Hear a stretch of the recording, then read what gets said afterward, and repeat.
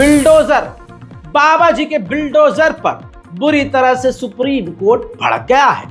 हज़रात मोहतरम, आप सभी जानते हैं कि किस तरह से बिल्डोजर का अन्याय हो रहा है। बिल्डोजर एक तरफा मुसलमानों पर कार्रवाई कर रहा है। ये तमाम चीज़ें दुनिया के सामने हैं। तथाकथित जो हमारे रज़ा भाई हैं वो भड़का नहीं रहे, सच्चाई बयान करते हैं। हाल फिलहाल में मेरी कई लोगों से, जो यूट्यूबर हैं और ऐसे लोगों से बात हुई जो आए दिन इधर उधर अवार्ड के लिए जाते रहते हैं। प्राइवेट ऑर्गेनाइजेशन बुलाते हैं 50 लोग इकट्ठा करके और फिर जो है वहाँ अवार्ड बांटते हैं। ऐसे ही मेरी बहुत सारे लोगों से बात हुई तो उन्होंने मुझे बताया कि रज़ा भाई, हमारे लोग, मुसलमान लोग खुद ये सोचते हैं कि आप भड़काते हैं। चलिए, आज से नेशनल प्राइम टाइम जो हमारे देश में हो रही घटनाएं हैं उस पर जब मैं बात रखूँगा तो मैं इस चीज़ का भी खुलासा करूंगा कि भाई भड़काना किसे कहते हैं और समझाना किसे कहते हैं। बड़ा अफसोस हुआ कि इतने अच्छे खासे यूट्यूबर्स हैं और फिर भी मेरी बात को नहीं समझ पाए। और आपसे भी बड़ा मुझे दुख मिला कि आप लोगों को ये लगता है कि मैं भड़का रहा हूँ। बड़ी अजीब बात है। अगर साफ बोल रहा हूँ तो इसमें भड़काना कहाँ हो गया। अब क्या बिल्डोज़र मुसलमानों के मकानों को नहीं तोड़ रहा है? लगाओ भाई फुल स्क्रीन पे लगाओ। ये देखिए हिंदुस्तान अखबार का ये एक कटआउट है। टाइटल पढ़िए, दोषी हो तब भी नहीं टूटेगी बिल्डिंग, बिल्डोजर एक्शन पर सुप्रीम कोर्ट ने केंद्र को फटकारा। अब यही लाइन बिना प्रूफ के मैं बोल दूं कि केंद्र को फटकारा तो आज मुसलमानों को भी लगता है कि रज़ा भाई तो भड़का रहे हैं। अरे यार, हद हो गई तुमसे। आगे सुनिए, इसी रिपोर्ट में लिखा हुआ है कि बिल्डोजर एक्शन पर सुप्रीम कोर्ट ने केंद्र सरकार को कड़ी फटकार लगाई है। सोमवार को शीर्ष न्यायालय ने साफ कर दिया है कि अगर कोई व्यक्ति दोषी भी साबित हो जाए तो भी इमारत ढाई नहीं जाएगी। शीर्ष न्यायालय में बिल्डोजर न्याय के खिलाफ याचिका दाखिल हुई थी जिसमें कहा गया था कि बदले की कार्रवाई के तहत घर बगैर नोटिस के गिराए जा रहे हैं। अब मेरे दोस्तों, जिन लोगों ने ये हिम्मत दिखाई मुसलमानों ने, उन मुसलमानों का नाम है मोहम्मद हुसैन और राशिद खान। मध्य प्रदेश के मोहम्मद हुसैन और राजस्थान के राशिद खान की तरफ से कोर्ट में याचिका दायर की गई थी। इस पर जस्टिस BR गवई और जस्टिस KV विश्वनाथ की बेंच ने सुनवाई की थी। मीडिया रिपोर्ट के अनुसार अदालत ने कहा कि कोई अगर आरोपी है तो सिर्फ इस वजह से उसका घर कैसे ढाया जा सकता है। हाँ, अगर वो दोषी है तब भी उसके मकान को ढाया नहीं जा सकता। अदालत ने इस मामले पर अगले सोमवार को सुनवाई करने का फैसला लिया है। सुप्रीम कोर्ट ने यानी क्लियर कह दिया है कि अगर कोई दोषी भी है तो भी उसके मकान को, आशियानों को गिराया नहीं जा सकता है। कोर्ट ने यह भी कहा कि इस बयान से हम जो गैर कानूनी कब्जे हैं उसको सपोर्ट नहीं कर रहे हैं, बस हम ये कह रहे हैं कि अगर कोई इमारत है और उसको आपको गिराना है तो उसका गैर कानूनी, इलीगल होना ज़रूरी है और साथ में कोर्ट के रास्ते से ही उसको मकान को तोड़ा जाएगा। वरना अगर अपराधी भी हो तो उसके मकान को तोड़ा नहीं जा सकता है। हालांकि कहा जा रहा है कि जमीयत उलमा हिंद और दूसरी संस्थाएं भी इस बिल्डोज़र अन्याय को लेकर सुप्रीम कोर्ट की तरफ गई हैं। अब सुनिए, जो मुझ पर इल्ज़ाम लगाते हैं मुसलमान, जाहिल टाइप के जो हैं कुछ मुसलमान, कि ये रज़ाकाराफी तो भड़काता है, उनके लिए जवाब ये है कि मैं आप लोगों से हमेशा ये कहता था कि कब जागोगे मुसलमान, कब उठोगे मुसलमान। तो लिब्रांडुओं को यही समझ में नहीं आ रहा है कि ये भड़काने वाला लैंग्वेज नहीं। अगली लाइन मेरी ये होती है कि संविधान ने हमें अधिकार दिया है। अब जैसे ये दो मुसलमान उठे या कोई मुस्लिम संस्था उठी और वो सुप्रीम कोर्ट की तरफ गई, सुप्रीम कोर्ट ने हमारी बात सुनी और फिर साफ कहा कि ये अन्याय हो रहा है, दोषी भी है तो मकान नहीं तोड़ा जा सकता। ऐसे कैसे तोड़ देंगे आप मकान? भाजपा सरकार को फटकार सुप्रीम कोर्ट ने लगाई। तो इसे कहते हैं जागना, इसे कहते हैं जागरूकता। रज़ाकाराफी ने कभी नहीं कहा कि आप हथियार उठाओ, आप लठ उठाओ, आप जाके गोली चलाओ, आप संगठन बनाओ, आप रैलियां निकालो, आप दंगा मचाओ, कभी नहीं कहा। जो मेरे 4 साल से व्यूअर्स हैं, जो देखने वाले हैं, वो इस चीज़ को अच्छे से समझते हैं। तो ये बात याद रखिएगा, मैं हमेशा संवैधानिक बात करता हूँ, असंवैधानिक गैर कानूनी बात रज़ाकाराफी कभी नहीं करता है। मज़ेदार बात यह है कि लोगों को ये लगता है कि बेचारे हम तो हिंदुओं के खिलाफ हैं। अरे भाई, रज़ाकाराफी हिंदुओं के खिलाफ नहीं है, हम वायलेंस के सपोर्ट में नहीं हैं। मैं तो मुसलमानों से कहता आया हूँ, भाई साहब सब्र का दामन थामो, शहादत तो हमारे नसीब में है। और यही बात बोल देता हूँ तब भी गैरों को तो छोड़िए, हमारे अपने मुसलमान भाइयों को लग रहा है मैं भड़का रहा हूँ। बताइए, समझाने और भड़काने में भाई मोटा अंतर होता है। अब हर आदमी अपने दिमाग की कुव्वत के हिसाब से समझता है। अब अगर मैं दूसरे यूट्यूबर्स की तरह आके बुलबुली झाड़ के सरसों का तेल लगा के इधर प्रूफ लगाकर और यूं कोरी रखकर यहाँ माइक लगाकर बड़े आराम से सिर्फ खबर पढ़ता हुआ चला जाऊं तो बड़ा अच्छा हूं। खुल कर ना बोलूं तो अच्छा हूं। अपनी कौम के लिए जो अल्पसंख्यक है उसके लिए ना बोलूं तो अच्छा हूं। अरे भाई, लोग कह रहे हैं रजा भाई आप बोलो, तो उनके लिए भी बोलो। भाई मैं किस हिंदू के लिए नहीं बोलता? अभी किसी मुसलमान ने रेप किया था, किसी मुल्ले ने रेप किया था, मौलवी ने रेप किया था, तो वो भी खबर मैंने दिखाई। तो ये चीज़ें बड़ी अजीब हैं जो अपने ही लोग जिनके लिए मैं जान हथेली पर ले रहा हूँ, उनके दिमाग में अगर ये है कि मैं उनको भड़का रहा हूँ तो उनसे बड़ा बेवकूफ़ी कोई नहीं है भाई। अब आप देख लीजिए, बिल्कुल रिलेट करिए। और मैं मोती की तरह हर चीज़ पुरोता हूँ, जो बोलता हूँ उसे साबित करता हूँ, और इस चीज़ में मेरा परवरदिगार मेरा साथ देता है। हरियाणा के फरीदाबाद में एक हिंदू लड़के को, नौजवान को, 12वीं क्लास के बच्चे को गौ रक्षा दल के लोगों ने सर में गोली मार दी और सीने में गोली मार दी। इस खबर को तो मुझे बताना नहीं चाहिए था है? अगर मैं हिंदू विरोधी हूँ है? मैं किसी का विरोध नहीं करता, मैं अन्याय के विरुद्ध हूँ, मैं वायलेंस के खिलाफ हूँ, मैं अपने मुल्क को तोड़ने वालों के खिलाफ हूँ, मैं उन हिंदू कट्टरवादी उस ग्रुप के खिलाफ हूँ जो हमारे देश को तोड़ रहे हैं, जो हिंदुत्व को बदनाम कर रहे हैं। मैं उन मुसलमान गुंडों के खिलाफ हूँ जो इस्लाम को बदनाम कर रहे हैं। मैं किसी कम्युनिटी, मैं किसी रिलीजन के खिलाफ नहीं हूँ। आपकी स्क्रीन पर रिपोर्ट है, जरा ध्यान से सुनिए। गौ रक्षा दल के लोगों ने डस्टर गाड़ी का पीछा किया। 23 अगस्त की रात छात्र आर्यन मिश्रा की गौ तस्कर समझकर हत्या कर दी गई। आर्यन उस रात अपने लैंडलॉर्ड और दूसरे दोस्तों के साथ मैगी खाकर बेचारा रात में लौट रहा था, तो अचानक से रात को उनकी गाड़ी को किसी ने रोकने की कोशिश की। अब ये बात अपने ऊपर रख के देखिएगा कि अगर आप गाड़ी चला रहे हो और अचानक से सामने से आकर आपकी कोई गाड़ी रोके तो देर रात को गाड़ी आप रोकेंगे नहीं, आप सोचेंगे गुंडे मवाली है, लूटपाट करेंगे, आप भगाएंगे। 30 किलोमीटर तक उस डस्टर गाड़ी का उस वाइट गाड़ी ने पीछा किया और फिर गोली मार दी। गोली सीधा आर्यन के सर में लगी और एक गोली सीने में लगी। समझिए इस बात को। इसके बाद क्या हुआ, वो गौ तस्कर फरार हो गए। बाद में जब बवाल हुआ तो रिपोर्ट अब ये सामने आई कि उन गौ तस्करों को किसी ने ये अपडेट दिया था कि इस लाल डस्टर के अंदर जो है गौ के तस्कर, गौ को मारने वाले, गाय माता को मारने वाले जा रहे हैं।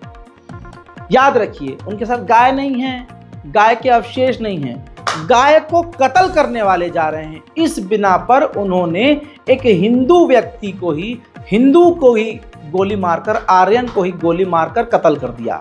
लेकिन जो आर्यन के पिता हैं उनके बयान से चीजें कुछ और नजर आ रही हैं, वो भी मैं आपको दिखाऊंगा। आर्यन के पिता के बयान से मैंने वो बात पकड़ी है जो आप न पकड़ पाएंगे। आर्यन के पिता कह रहे हैं कि मेरे बच्चे की दुश्मनी किसी से नहीं थी और मेरे बच्चे के साथ जो मकान मालिक के 2 बेटे थे उनमें से एक बेटे पर केस दर्ज था और उनका कुछ मैटर रहा होगा, उसको मारने की कोशिश करी। उसने भी पहले किसी को मारा, मतलब हाफ मर्डर का केस उस पर लगा हुआ है। तो मेरा दिमाग पर्सनली यहाँ पर ये कहता है, ये इन्वेस्टिगेशन का पार्ट है कि पुलिस ज़रा ये चेक करे कि वो जो लैंडलॉर्ड का बेटा है उससे दुश्मनी के चक्कर में, उसको मारने के चक्कर में कहीं वो मासूम आर्यन तो नहीं मारा गया। खैर, शक तो पर्सनली मुझे ये है, लेकिन ये जांच का विषय है। आइए पिता को सुनते हैं और पूरे मामलों को ध्यान से समझने की कोशिश करते हैं। ध्यान में रखिएगा ये कि गौ तस्करों ने आज इल्ज़ाम सिर्फ एक हवाई बात के ऊपर, एक इल्ज़ाम के ऊपर ही कि इस गाड़ी के अंदर गौ तस्कर जा रहे हैं, गोली मारकर एक मासूम को कत्ल कर दिया। तो गौ तस्कर के नाम पर गौ रक्षक जो ऑर्गेनाइजेशन चलाते हैं, ये पूरे देश में गुंडागर्दी और नरसंहार कर रहे हैं। किसी को भी कैसे भी कत्ल किया दिया जा रहा है। अब हमारे हिंदू भाइयों को भी कत्ल कर दिया जा रहा है इस बहाने से कि ये गौ तस्कर हैं। सुनिए। क्या नाम है आपके बेटे का जिसका मर्डर हुआ है? आर्यन मिश्रा। आर्यन मिश्रा। हाँ क्या जी। करता था आर्यन? वो पढ़ाई करता था जी। कौन सी क्लास में? 12वीं में। कैसे हुआ उसका मर्डर? ऐसा है जी, हमें कुछ नहीं पता चला। 1:15 बजे उनने फोन करके हर्षित की मम्मी ने बुलाया या क्या किया, उसके बाद मैसेज दिया कि इस नंबर पे 2:15 बजे बात कीजिए, 2:15 बजे बात कीजिए। 2:15 बजे हमारा लड़का बात नहीं किया, उसके साथ था। हमें 3:30 बजे बोला पलवल चलिए। हर्षित के पापा ने बात किया, कह रहा पलवल चलिए। हमारा लड़का वहां से भगा, लीलम चौक तक आया। वो बोला अपने पापा को नहीं बताया हूँ, पापा को बता लो किस लिए चलूं पलवल। फिर लेके गए बीके ले गए। मैं आया, आकड़बाजी किया। उसके बाप ने कहा तुम्हारे बेटे को गोली मार दी। मैंने कहा गोली किसने मार दी? बोला हमें नहीं पता, SSBI हॉस्पिटल में चलिए, वहां पे आपको पता चलेगा। मैं वहां आया, एम्बुलेंस लेके पुलिस आई, वो एम्बुलेंस वाले लेके आए।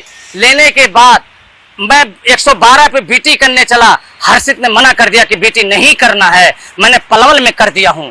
फिर उसकी मां कहती है मेरे से कि 1 नंबर वाले ने नाम बता रहे थे 4-5 का, मैं नाम नहीं भूल गया जी, उनने गोली मारा है। बाद में आ रहा है कि कसघर वाले गौ वाले ने पीछा किया, गौ हत्या करने वालों को समझ के इनने गोली चलाई।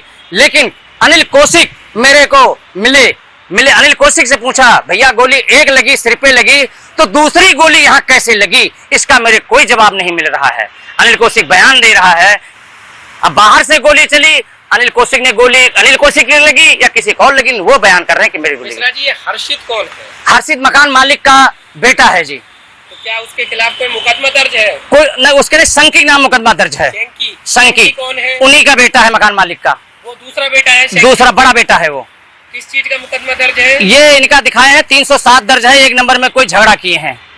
307 गोली चलाई थी उसने? हाँ, 307 इनके ऊपर मुकदमा दर्ज है। तो फिर अपना किस तरह से बता रहे हैं कि भाई पीछा कर रहे थे, पशु तस्कर समझ रहे थे? हाँ, पशु तस्कर समझ रहे। लेकिन हमारे दिल में ये सवाल उठ रहा है जी, 30 किलोमीटर तक गोली चली और जाके पलवल में गोली लगी, और गौ कसकर समझ के इनको अधिकार मिला हुआ है कि गोली मार दें आम को।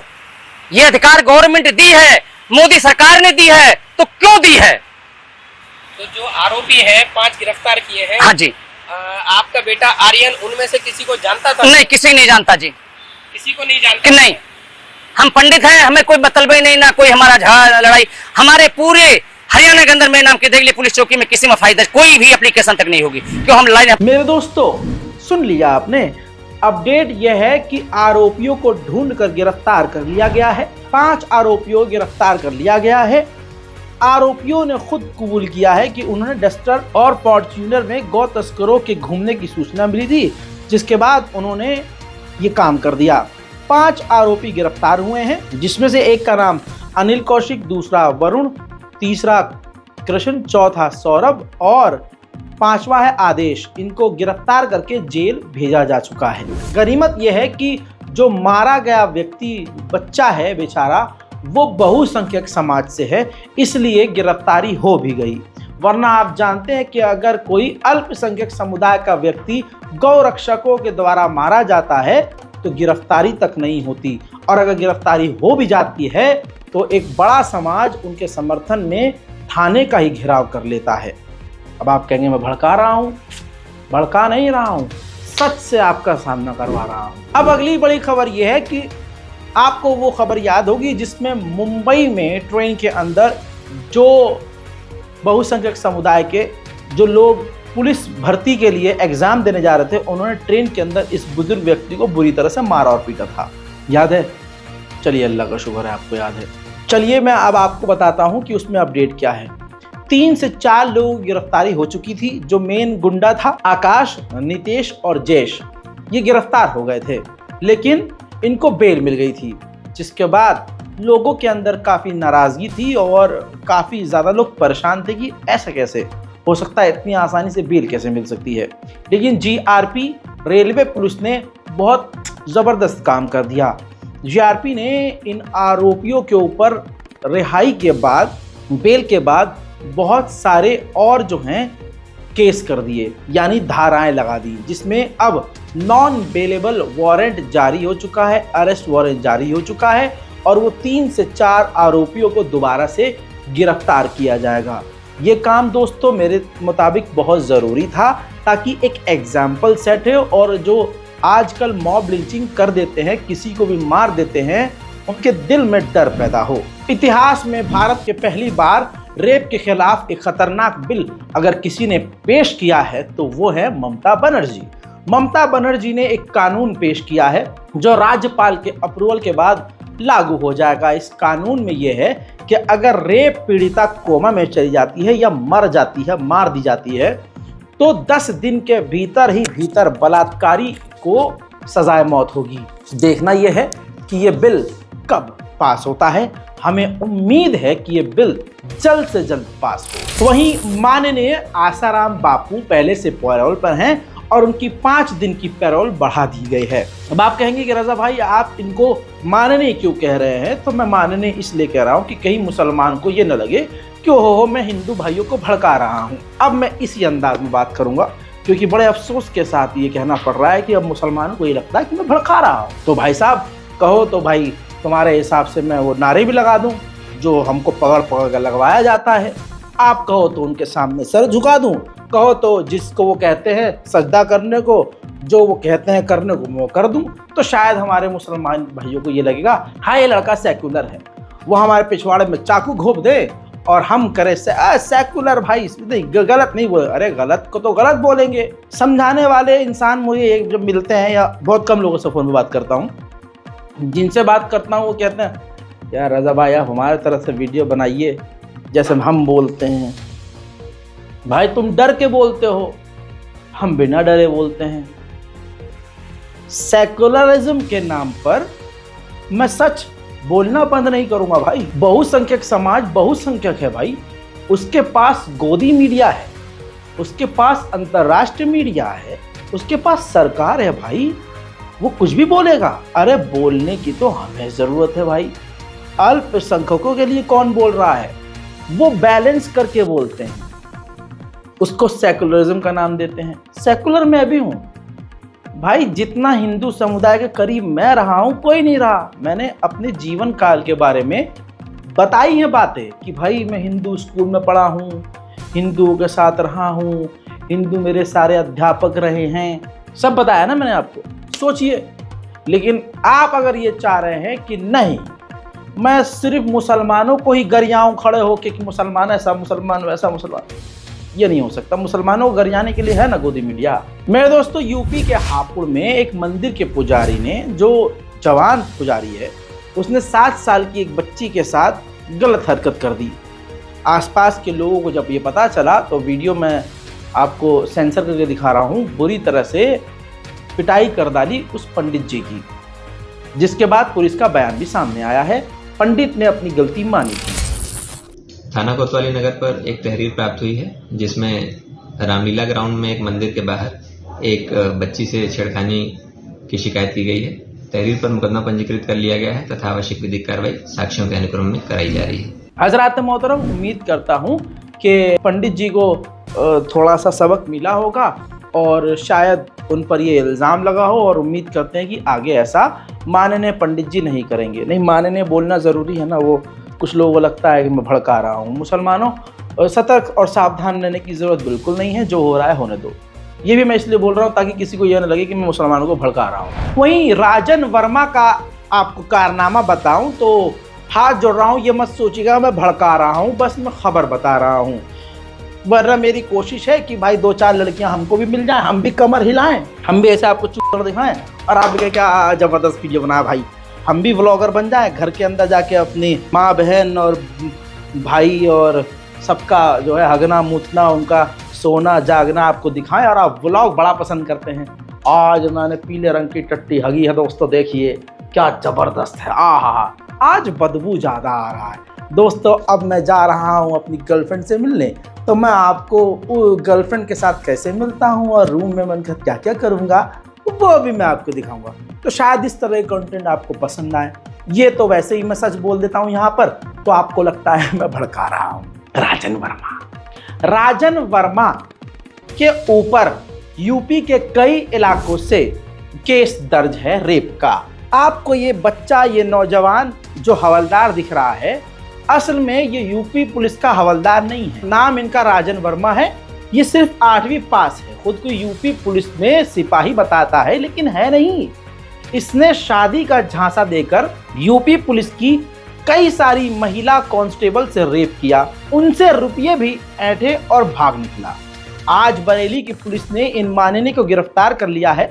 मुरादाबाद, लखीमपुर खीरी, श्रावस्ती, बरेली में इनके ऊपर रेप का मामला दर्ज है। मजेदार बात यह है कि ये सिर्फ उन्हीं महिला कांस्टेबल को टारगेट करता था जिनका सरनेम वर्मा हुआ करता था। पहले वो दोस्ती करते थे, फिर उसके बाद प्यार का ड्रामा और फिर शादी के वादे और उसके बाद उनसे पैसे लेकर फरार हो जाया करते थे। राजन वर्मा अभी फिलहाल पुलिस की गिरफ्त में है, गिरफ्तारी हो चुकी है। ये हाल है हमारे इस देश का, सच बोलो तो बुरा लगता है। और अगर आप चाहते हैं कि मैं भी ये सब छोड़ के या तो घर का ब्लॉग बनाऊं या मैं भी तुर्की, आज़रबाईजान, आर्मीनिया या घूम घूम के आपको चीज़ें दिखाकर व्लॉगर बन जाऊं, तो वो भी मेरे पास ऑप्शन है। तो आप वो कह देंगे तो वो भी कर लेंगे, हैं भाई। चलिए, अपनी राय कमेंट में लिखिए, चैनल को सब्सक्राइब जरूर कीजिए। मैं आपको अब मिलूंगा रोज़ यहीं पर, उधर भी मिलूंगा रजाग्राफी पर, लेकिन रजाग्राफी अनस्क्रिप्टेड पे आपको ज़्यादा नजर आऊँगा। जय हिंद।